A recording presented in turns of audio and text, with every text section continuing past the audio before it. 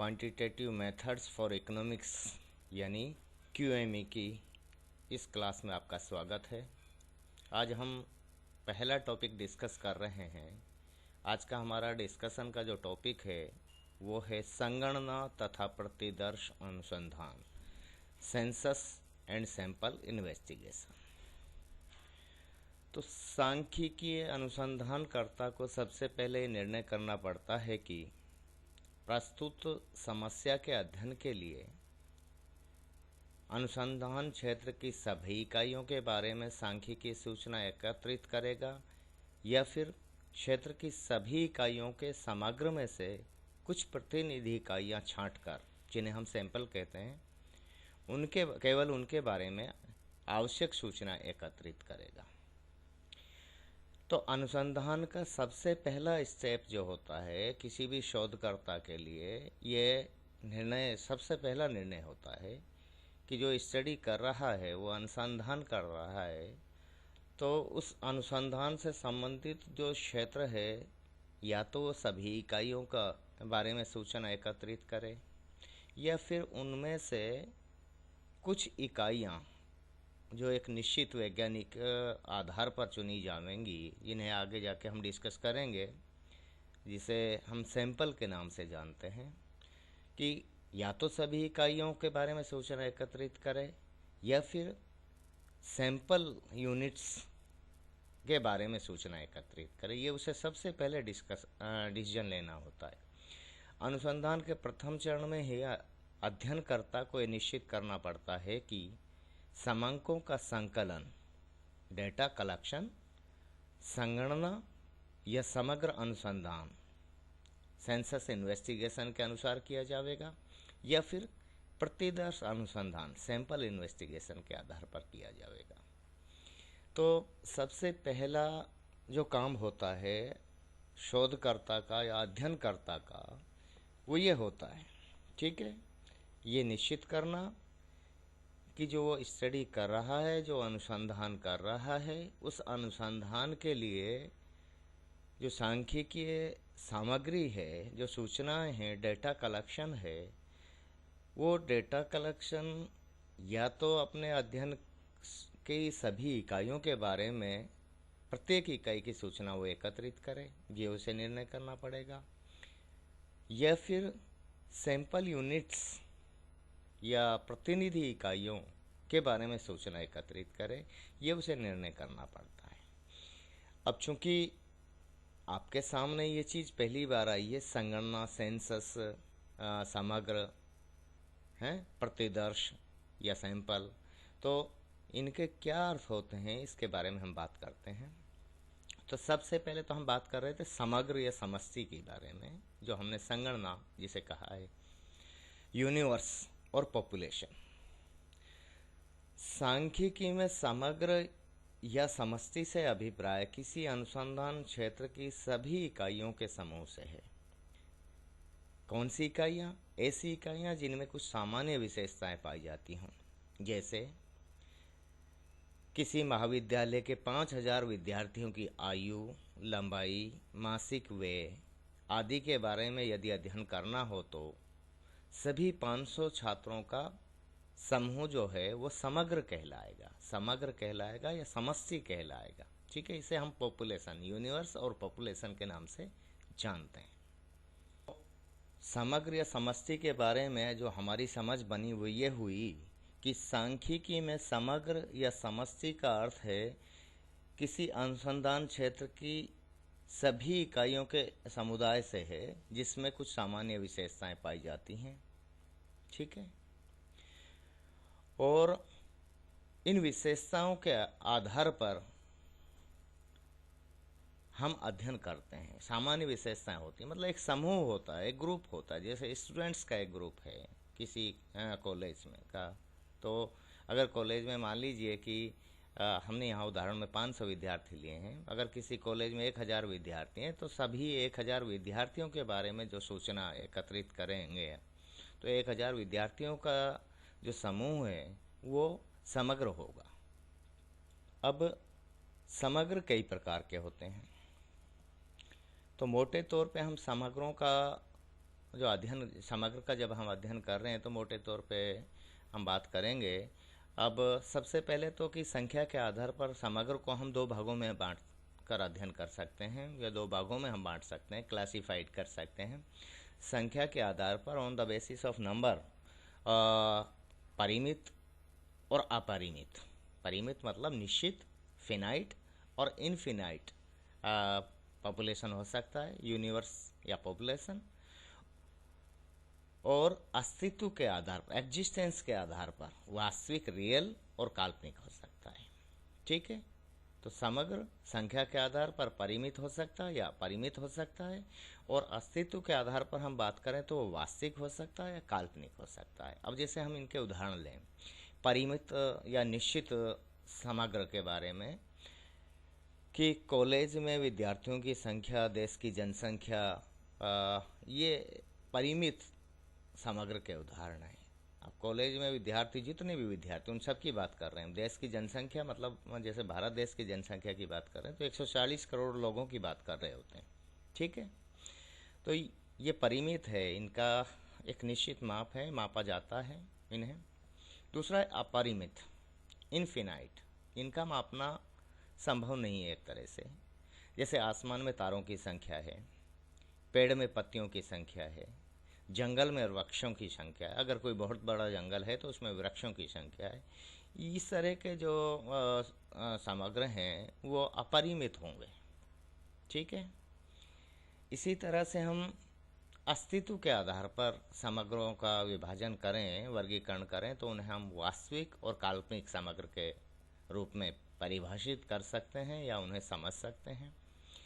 अब जैसे मान लीजिए कि संपूर्ण भारत में महाविद्यालयों में जो है शिक्षकों की संख्या, भारत में रेलगाड़ियों की संख्या या आयकर दाताओं की संख्या, ये वास्तविक नंबर हैं, रियल हैं। ये टीचर रियल है, ट्रेन रियल है, इनकम टैक्स पेयर रियल है, वास्तविक हैं। ये कोई काल्पनिक थोड़ी है, मिथ्या थोड़ी है, इमेजिनरी नहीं है ये।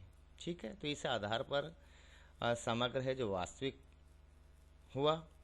दूसरी तरफ काल्पनिक समग्र की बात करें तो जैसे सिक्के की उछालें, कॉइन को जब हम उछालते हैं तो हेड आता है या टेल आता है। अब हेड और टेल जो है सिक्के की जो उछालें होती हैं ये काल्पनिक हैं। इसी तरह से जो पासे होते हैं, पासों में 6 अंक होते हैं, 6 डॉट बने होते हैं ना, तो पासों को जब हम फेंकते हैं तो पासों का फेंका जाना ये भी काल्पनिक है। तो इस आधार पर जो समग्र होगा वो काल्पनिक हो, एग्जिस्टेंस के आधार पर। रियल और हाइपोथेटिकल जो है हमारा पॉपुलेशन या यूनिवर्स हो सकता है। तो समग्र का हम मोटे तौर पे वर्गीकरण इन्हीं आधारों पर करते हैं और यही हमारे काम के हैं। अब नेक्स्ट हम बात करें प्रतिदर्श, सैंपल अनुसंधान। प्रतिदर्श अनुसंधान, सैंपल इन्वेस्टिगेशन। तो प्रतिदर्श अनुसंधान में समग्र में से किसी निश्चित वैज्ञानिक आधार पर कुछ प्रतिनिधि इकाइयाँ चुन ली जाती हैं और उनका गहन अध्ययन किया जाता है। ठीक है, तो किसी वैज्ञानिक आधार पर समग्र में से कुछ प्रतिनिधि इकाइयाँ चुनकर उनका गहन अध्ययन करके जब निष्कर्ष निकालते हैं तो इसे हम सैंपल इन्वेस्टिगेशन के नाम से जानते हैं। समग्र में से छांटी हुई इकाइयों को, जो हम समग्र में से इकाइयाँ जो चुन रहे हैं, छांटते हैं, उन इकाइयों को प्रतिनिधि समांक, रिप्रेजेंटेटिव डेटा या प्रतिदर्श, सैंपल के नाम से हम जानते हैं। अब सैंपल के बारे में जो हमारी समझ है, सामान्य जीवन में भी हम इस तरह की चीज़ें फेस करते आ रहे होते हैं कि किसी, जैसे हम बात करें कि अब मंडी में अगर आप गए हों या घर पे भी आप देखते हैं, जैसे गेहूं है, गेहूं का एक पूरी बोरी है, उसमें से कुछ गेहूं एक मुट्ठी में लेकर हम अंदाज़ा लगाते हैं कि ये गेहूं अच्छा है, किस क्वालिटी का है, किस क्वालिटी का नहीं है। तो एक तरह से वो जो एक मुट्ठी गेहूँ हमने लिया है उस बोरी में से, वो उसका सैंपल हुआ। ठीक है। इसी तरह से बाकी चीज़ें हैं। अब हम जैसे मान लीजिए 10 मीटर कपड़ा ले रहे हैं, तो हम कपड़े का बस एक थोड़ा सा हिस्सा देख के अंदाज़ा लगा लेते हैं कि कपड़ा ठीक है, और फिर हम सेलेक्ट करते हैं। तो इस तरह के उदाहरण हम अपने वास्तविक जीवन में भी फेस कर रहे होते हैं। और भी बहुत सारी चीज़ें हैं। एक बहुत ही आम सी चीज़ है कि जैसे चावल बन रहे हैं, चावल का एक दाना हम देखते हैं और या अनुमान लगाते हैं कि संपूर्ण जो चावल या तो पक गए हैं या नहीं पके हैं। सबको थोड़ी निकालते हैं, एक दाना दो दाना देख के हम अंदाज़ा लगाते हैं। तो इस तरह से हम एक तरह से सैंपल कलेक्ट कर रहे होते हैं, सैंपल निकाल रहे होते हैं वहाँ पे। ठीक है। तो सैंपल के बारे में जो आपकी सामान्य समझ है वो लगभग लगभग ठीक हो है। अब बात आती है प्रतिचयन की विधियाँ, मेथड्स, कि जो सैंपल है उसके मेथड क्या होंगे, मेथड्स ऑफ सैम्पलिंग। तो सैम्पलिंग के मुख्य रूप से हम 3 मेथड्स के बारे में बात करेंगे। जो वैसे तो कई मेथड होते हैं, लेकिन हमारे जो काम के हैं, सबसे पहला तो होता है सविचार प्रतिचयन या उद्देश्यपूर्ण प्रतिचयन, जिसे सौद्देश्य प्रतिचयन के नाम से हम कह सकते हैं। सविचार डेलिब्रेटिव सैंपलिंग, या फिर हम इसे कहेंगे पर्पजिव सैंपलिंग। ठीक है। दूसरा होता है रैंडम सैंपलिंग, देव प्रतिचयन, या फिर यादृच्छिक प्रतिचयन, चांस सिलेक्शन जिसे हम कहते हैं। और तीसरा जो प्रकार होता है वो है स्ट्रेटिफाइड या फिर मिश्रित प्रतिचयन, मिक्स्ड सैंपलिंग। तो हम थोड़ा थोड़ा सा तीनों के बारे में बात करते हैं। सबसे पहले हम बात करें सविचार या सौद्देश्य प्रतिचयन के बारे में। सविचार डेलिब्रेट सैंपलिंग के बारे में हम बात कर रहे हैं। इस विधि के अनुसार अनुसंधानकर्ता संपूर्ण क्षेत्र में से अपनी इच्छा के अनुसार ऐसी इकाइयाँ चुन लेता है जो उसके विचार में समग्र का प्रतिनिधित्व करती हैं। अब प्रतिदर्श में से किन पदों को शामिल करना है और किन को शामिल नहीं करना है, ये पूरी तरह से छांटने वाले की इच्छा पर निर्भर करता है। ठीक है। सोच समझ कर, मतलब जो अध्ययन करता है वो अपने हिसाब से इकाइयों का चयन करता है। दूसरा है रैंडम सैंपलिंग या चांस सिलेक्शन। तो देव प्रतिचयन ये सबसे महत्वपूर्ण है, और जितने भी समाज विज्ञान, सोशल साइंस और ह्यूमैनिटीज़ की जो स्टडीज़ होती हैं, ख़ास तौर से सोशल साइंस की स्टडीज़ होती हैं, वो तो काफ़ी हद तक इस पे ही टिकी हुई होती हैं, निर्भर करती हैं। तो देव प्रतिचयन प्रतिदर्श या सैंपल लेने की सबसे अच्छी रीति है, क्योंकि इसमें एक तो पक्षपात का प्रभाव नहीं होता है, और दूसरा जो इसमें इकाइयाँ ली जाती हैं वो अवसर या संभावना के आधार पर छांटी जाती हैं।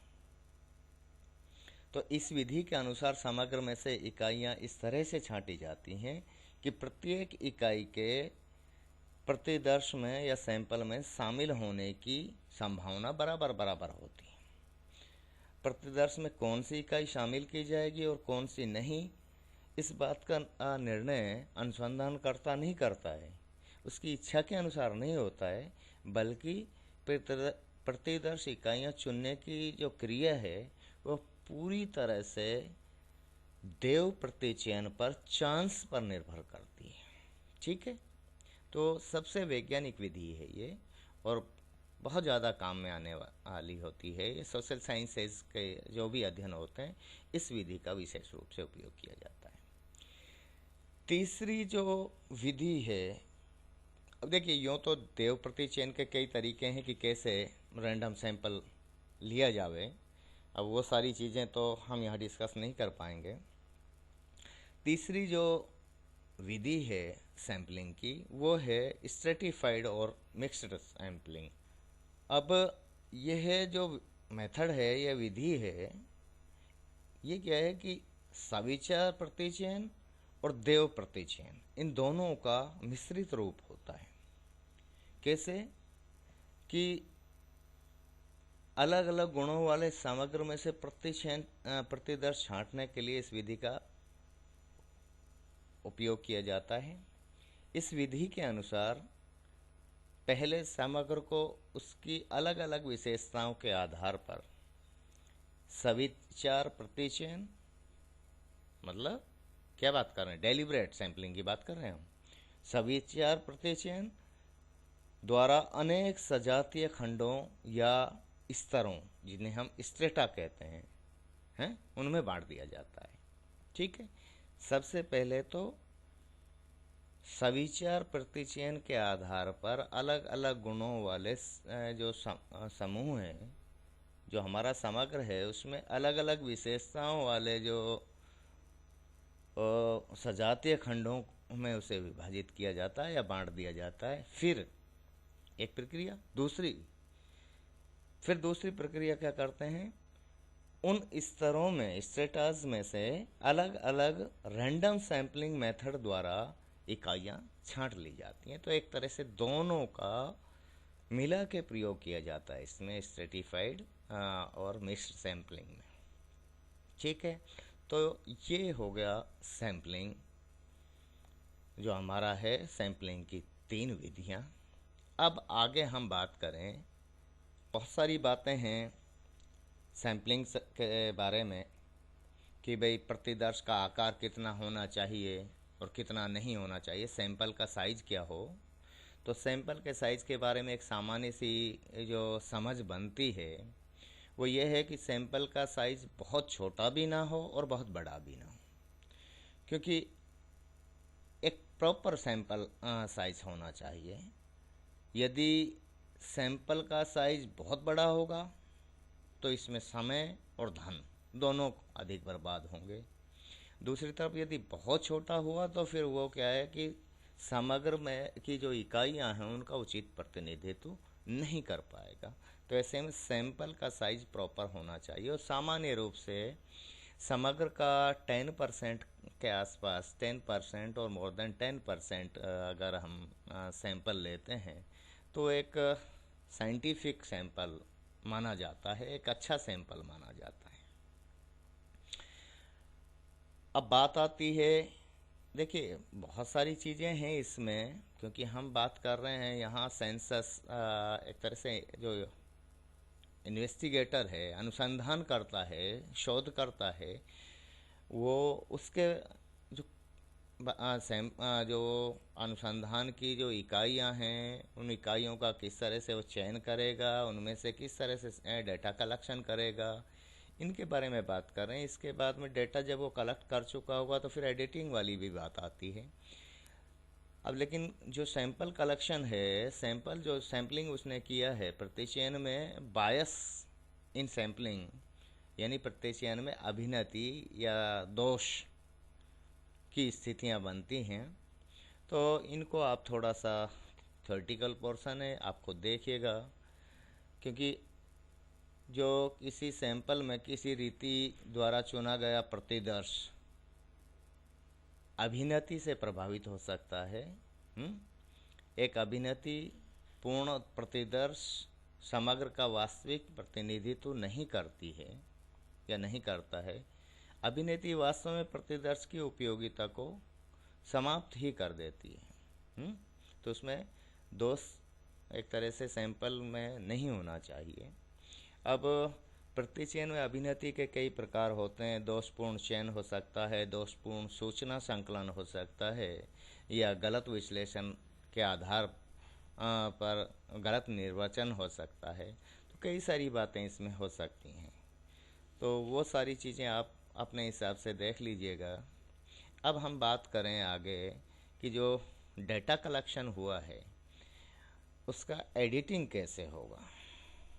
तो जो समंक हैं, हम बार बार शब्द काम में ले रहे हैं समंक, अंक नहीं कह रहे, हम समंक कह रहे हैं। कुछ निश्चित विशेषताओं के आधार पर एकत्रित सूचना, जिसमें अंक भी हो सकते हैं और गुण भी हो सकते हैं। तथ्यों का एकत्रण है एक तरह से। डेटा कलेक्शन जो है, डेटा का मतलब सिर्फ अंक नहीं होता, ध्यान रखना, ठीक है। तो समंकों का संपादन, एडिटिंग ऑफ स्टैटिस्टिकल डेटा जो है, जो हमने डेटा कलेक्शन किया, इसका संपादन करना होता है अनुसंधानकर्ता को।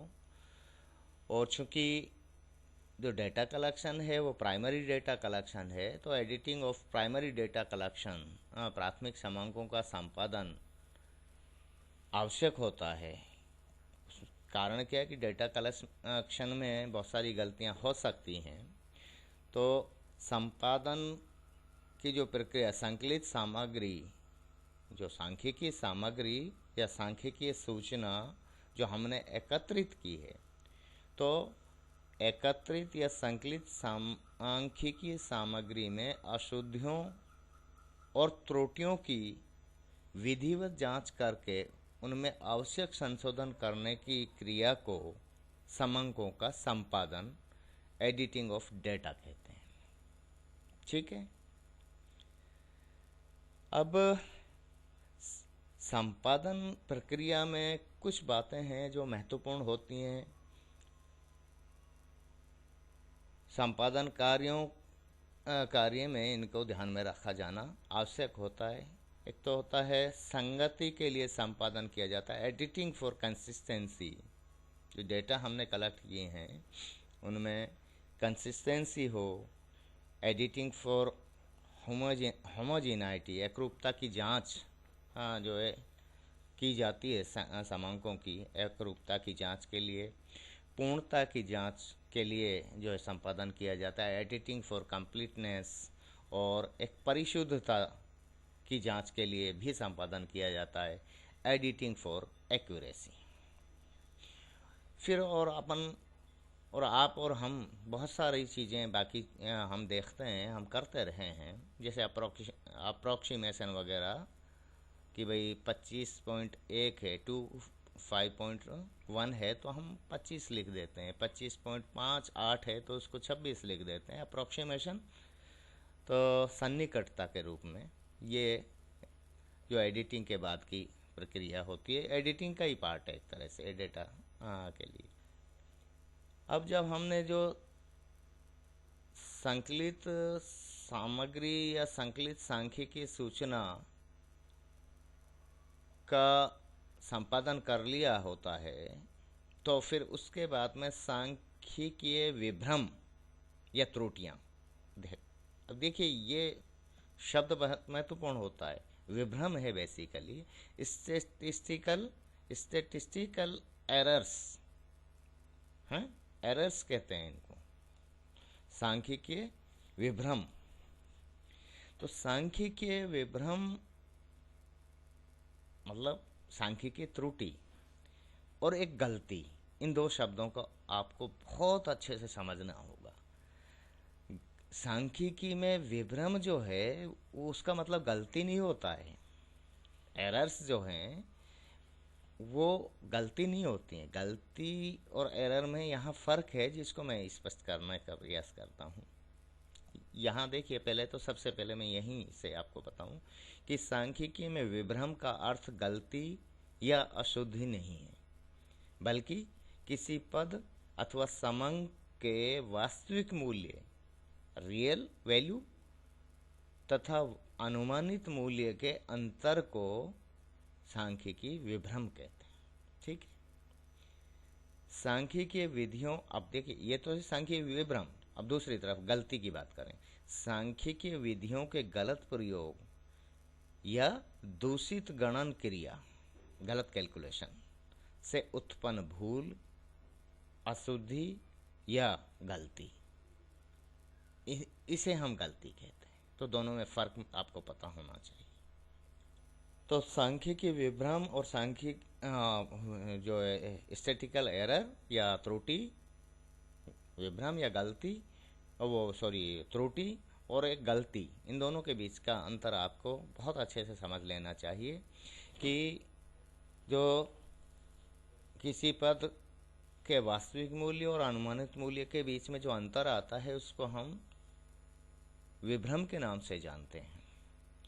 जबकि हम कुछ गलत करते हों, या तो हमने गलत मेथड अप्लाई किया हो या हमने कैलकुलेशन गलत की हो, तो उस स्थिति में जो कुछ निकल के आता है वो गलती होती है। अब इन दोनों में फ़र्क है। सांख्यिकी विभ्रम या त्रुटि है जो ये अनैच्छिक होती है। आप इसमें मतलब आप चाहते नहीं कि गलती हो, ये त्रुटि हो, लेकिन ये होती है। जबकि ये जो है जो गलतियां जो हैं ये आपकी अपनी वजह से होती हैं। ये अपरिहार्य नहीं होती हैं ये गलतियां। त्रुटि, सांख्यिकी त्रुटियां तो ऑब्वियसली या अपरिहार्य हैं, इन पर आपका नियंत्रण नहीं होता है। लेकिन ये जो गलतियां हैं इन पर आपका नियंत्रण है। चाहें तो आप इनको रोक सकते हैं, गलती ना हो। तो इन दोनों में फ़र्क आपको पता होना चाहिए। सीधी सी मैं बात ये कर रहा हूँ कि सांख्यिकी में विभ्रम या त्रुटि जो होती है ये गलती नहीं होती है, बल्कि ये वास्तविक मूल्य और अनुमानित मूल्य का अंतर होता है।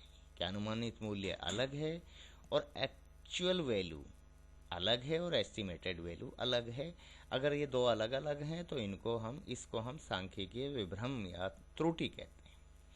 अब सांख्यिकीय विभ्रमों का मापन, मेजरमेंट ऑफ एरर्स, तो इसके माप दो तरीके से किया जाता है। माप की दो विधियां होती है। एक तो देखिए निरपेक्ष त्रुटि होती है, एब्सोल्यूट एरर।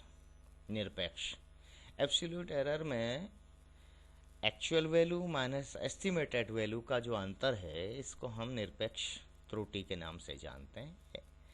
तो absolute error A E equal to A minus E. अब ए क्या है? एक्चुअल वैल्यू है और ई एस्टिमेटेड वैल्यू है। और दूसरा होता है सापेक्ष त्रुटि, रिलेटिव एरर्स।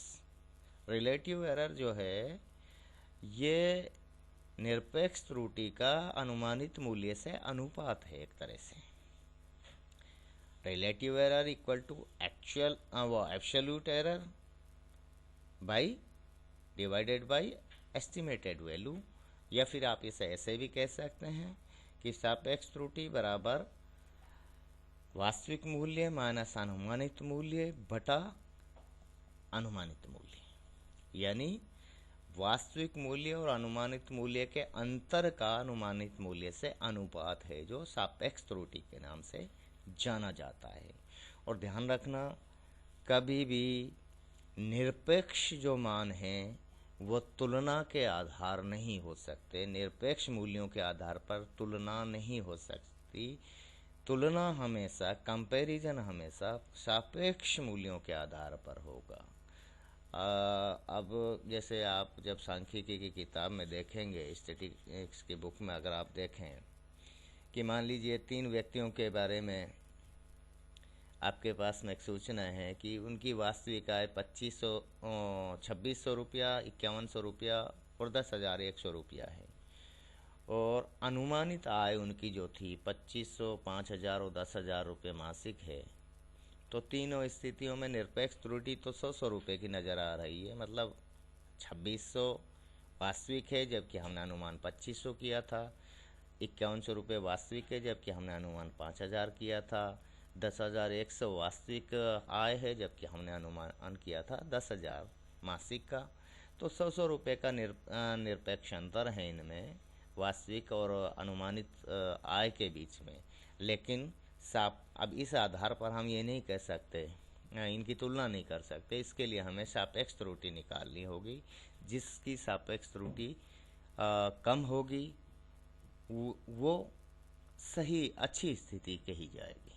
ठीक है, तो सापेक्ष त्रुटि को हम प्रतिशत त्रुटि में बदल कर भी अध्ययन कर सकते हैं। तो इस तरह से यह आप जो आपका इंट्रोडक्टरी चैप्टर है, एक तरह से हम यहाँ एंटर कर रहे हैं स्टैटिस्टिक्स में। ऐसा कुछ भी नहीं है, थ्योरेटिकल है, कोई दिक्कत नहीं है। हमने 2-3 ही बातें इसमें डिस्कस की हैं। एक तो सैंपल क्या होता है, एक समग्र यूनिवर्स या पॉपुलेशन क्या होता है। जैसे हम बात करें कि गेहूं की 10 बोरियां हैं तो वो तो समग्र हो गया, एक ही तरह की 10 बोरियां हैं, मतलब एक तरह से एक खेत में 10 बोरियां गेहूं उत्पादित हुआ। तो उनको वो तो हुआ समग्र, और उसमें से हमने आधा किलो गेहूँ निकाल के और परखा है, जांचा है, और उसका देख रहे हैं कि दाना कैसा है, खाने में कैसा है, ये सारी चीज़ें, तो ये एक सैंपल हो गया उसका। तो हमने बात की है यूनिवर्स की या पॉपुलेशन की और दूसरे सैंपल की, और फिर सैंपल कलेक्शन कैसे होता है, उसकी विधियां क्या हैं, तो इसके बारे में हमने बात की है कि हम तीन विधियों से सैंपल कलेक्ट करते हैं। या तो हम एक पर्पजीव जो है डेलिब्रेट हमारा जो होता है उद्देश्यपूर्ण जो प्रतिचयन होता है, दूसरा रैंडम सैम्पलिंग होती है, और तीसरा जो है स्ट्रेटिफाइड या मिक्स्ड जो मेथड है सैम्पलिंग का वो होता है। बाकी चीज़ें हमने सामान्य बातचीत की है कि भाई जो डेटा कलेक्शन किया है उसकी एडिटिंग भी होगी, तो एडिटिंग के का मतलब क्या है, संपादन समांकों के संपादन का मतलब क्या है, इस पर हमने बात की है। उसके अलावा जब समांकों का संपादन कर लिया जाता है तो फिर त्रुटियां देखी जाती हैं, विभ्रम जो है सांख्यिकी में उनको देखा जाता है। तो विभ्रम का मतलब हमने समझाया है कि वास्तविक मूल्य और अनुमानित मूल्य के बीच में अगर कोई अंतर है तो इसे हम सांख्यिकी में विभ्रम या त्रुटि के नाम से जानते हैं। ठीक है, तो ये सारी हमने बातें की हैं। आज के लिए इतना ही। थैंक यू, धन्यवाद।